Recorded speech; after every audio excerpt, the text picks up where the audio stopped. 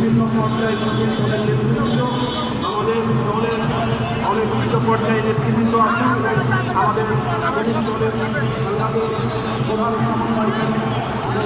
আন্তর্জাতিক শ্রমিক দিবস এবং 1 মে আমরা এখন বাংলাদেশ জাতীয়তাবাদী দল বিএনপির কেন্দ্রীয় কার্যালয়ের সামনে থেকে আমরা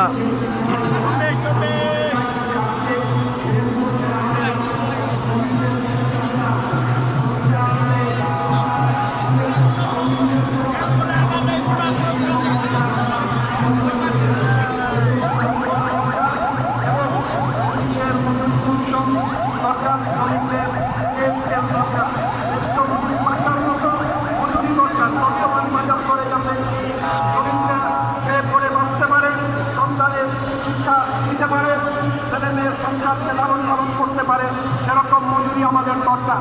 আমি সেটি আজকে দাবি করছি এবং ট্রেড ইউনিয়ন অধিকার আরও অভাবভাবে যাতে সমস্ত শিল্প কলকারখানায় ট্রেড ইউনিয়ন করার অধিকার মানুষ পায় সেটি আমাদের নিশ্চিত করতে হবে।